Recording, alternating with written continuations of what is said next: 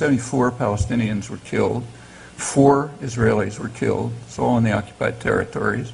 The Israeli army, according to its own records, fired 1 million bullets in the first day, which disgusted the generals when they learned about it.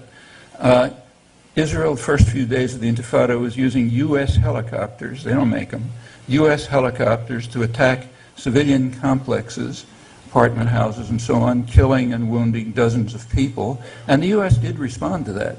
Clinton responded by sending the biggest shipment of military helicopters in a decade to Israel. The press responded too by not publishing it. I should add, refusing to publish it because it was repeatedly brought to their attention. Well, while the ratio was 20 to 1, which is pretty much what it's been for a long time, there was no concern here. Then, over the next 2-3 years, the ratio reduced to closer to 3 to 1. And then came enormous concern about the 1, not the 3. And this goes back for a long time. What I quoted from Mars is accurate. Well, brief, you know... no follow-up, a very brief response. The idea that there is this vast conspiracy between the American media and both Democrats like Clinton and Republicans like Bush to hide the truth from the American public, between the American media and both Democrats like Clinton and Republicans like Bush to hide the truth from the American public just does not bear reality. Israel's an open society. Any newspaper can come and cover it. Why would not the newspapers cover these stories? Well, for one reason, they are figments of Chomsky's imagination. Well, then and they're just never happened.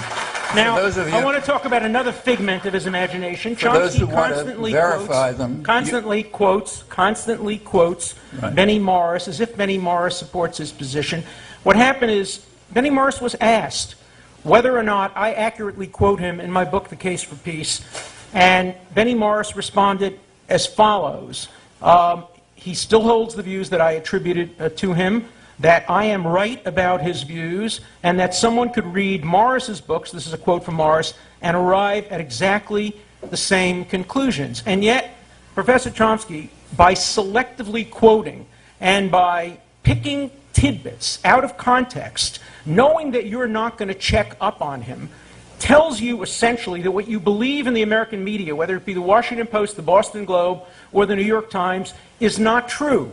In order to get the true meaning of the world, you have to move to Planet Chomsky, where the news reflects his perspective on reality. Well, I urge you to move to the real world. Read the real news. Don't read the selective Israeli journalists that he talks about. Listen to Dennis Ross. Dennis Ross actually helped to draw the maps. Professor He Dershowitz. was there. When I have to finish, I haven't done my 2 minutes. When he said, when I asked Dennis Ross at lunch today about these maps and what apparently Chomsky would say in response, Ross said, ask Professor Chomsky one thing. Were you there? Dennis Ross was there. He knows what maps were presented to the Palestinians and what they rejected. Thank you. The head of the Shimon Peres Peace Center, Ron Pundak, who's the leading scholar on this and doesn't cut it off you quote right before he's refuted, the way Dennis Ross did, he was involved in negotiations since before Oslo, right through Camp David up to the present. Got a long historical account of it. You can read it if you can read Hebrew. Some of it's in English. All this smoke that was blown had to do with one fact that I mentioned, one. And you can check it, and please do. In the first month of the Intifada, I'm now using Israeli sources, 74 Palestinians were killed, 4 Jews in the occupied territories. The first few days, this is reported in the press here, Boston Globe, Israel was using U.S. helicopters to attack apartment complexes. Clinton reacted with the biggest deal in a decade. Check it out. It's in the public record, not questioned by anyone, to send military helicopters to Israel. There has been a database search of the U.S. It was reported in Europe. It was reported by Amnesty International. It's reported in Jane's Defense Weekly, the main military magazine in the world. There was a database search of the U.S. press, and they found nothing. I know of explicit cases, and I'll be glad to tell them to you, where the press was approached and asked just to report the facts. Why didn't you? Chomsky, why didn't they report it? Are they bad reporters? What's their motive? Explain why the Times or the Post wouldn't report this great story from Planet Chomsky. Gentlemen, if I could... From Jane's Defense Weekly, from the international press, and so on. Yeah, they wouldn't. You have to ask them why they didn't report it. I'll give you my opinion. In fact, I've written about it. Let's hear it. Given that the JFK Forum is here for the purpose of creating educated citizens and participants in a very important debate, I would ask each of you to exercise a bit of restraint so that we can have more of our questions from the audience, please, and identify yourself. Yeah, Nancy Murray, and if you want the answer, why didn't they report it? See Peace Propaganda and the Promised Land. Now, my question, getting back to today, and your functional contiguity. Yep. I would like to know, have you seen not just the wall, but the 8 terminals that are being built? Under your vision, under your compromise, will the terminals be dismantled? Will the wall be dismantled? Will Jerusalem, East Jerusalem, be under the sovereignty of Palestinians, not just under their control? And will the Palestinians have their water resources back? Will they have freedom of movement? I mean, is this the kind of vision you have? Is it a genuine one, or are you talking about Sharon's plan for a so-called Palestinian I can only tell state? you what my proposal is, and I think it's a proposal that's today widely supported within Israel.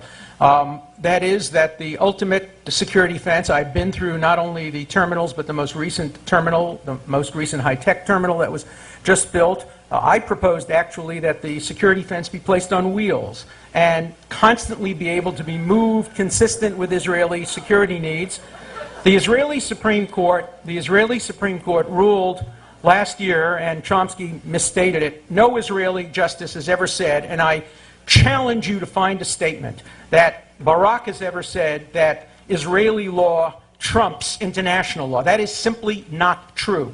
What he said is that Israeli law enforces international law, but international law is not determined by a body, the International Court of Justice, which excludes Israelis from serving on it, and which will not allow an Israeli ever to be a member of that court. It would be as if a Southern black in the 1930s accepted as the correct statement of American constitutional law a decision by an all-white court in a case involving a black and a white man. No, Israel accepts international law, enforces international law, and the goal, of course, of my peace proposal is that the security fence will eventually be dismantled when terrorism ends, but before that, it would be on the border, the way the Gaza fence is now on the border, and that water rights would be respected. There would be complete and total freedom of movement within the contiguous West Bank and between the West Bank and Gaza. Even today, Israel has given up control over the Rafah crossing. It now has a video which it can watch to see as Palestinians monitor exit and entry through the Rafah gateway. That's going to be the future. And if there is a will to peace, if there is a desire to make sure that there are 2 states, not simply one state, a Palestinian state, then all of these issues can be resolved and will be resolved. Israel has shown the will to resolve these issues.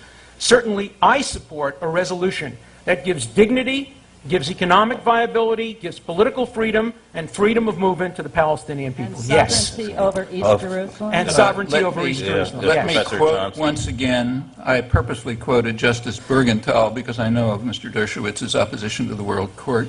I therefore quoted the U.S. Justice, not the World Court, who stated that the segments of the wall being built to protect the settlements are ipso facto in violation of international humanitarian law. That's 80% of the wall. 2 months later, Israel's High Court stated, in contrast, that the separation wall must take into account the need to provide security for Israelis living in the West Bank, including their property rights.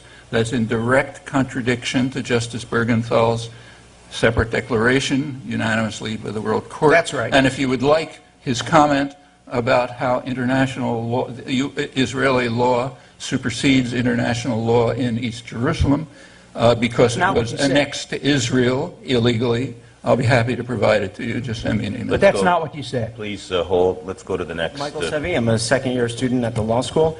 Professor Chomsky, it seems like you've done a lot of remembering and very little imagining. And Alan Dershowitz's idea is, if they seem funny to have a train or, some type of other high-tech connection, at least they're creative and at least they're moving us forward. How do you deal with the issues of refugees? How would you connect Gaza and the West Bank? Or is the only solution in your mind a one-state solution? What would you do about Jerusalem? Well, as you would know if you looked at anything I'd written, instead of... If you look at anything that's written, I've been supporting a two-state settlement since the early 1970s, and in print, and perhaps you can show me some of Mr. Dershowitz's material in print supporting it. I haven't found it. But yes, that's my position since the early 70s, all in print. As for connections, the issue, recall, at Camp David and at Taba and today is territorial in the West Bank. Okay? The current proposals are exactly as I described. Go through the sources I mentioned or find any other ones that you think are serious. Those are the major Israeli and Western academic sources and human rights organizations and so on.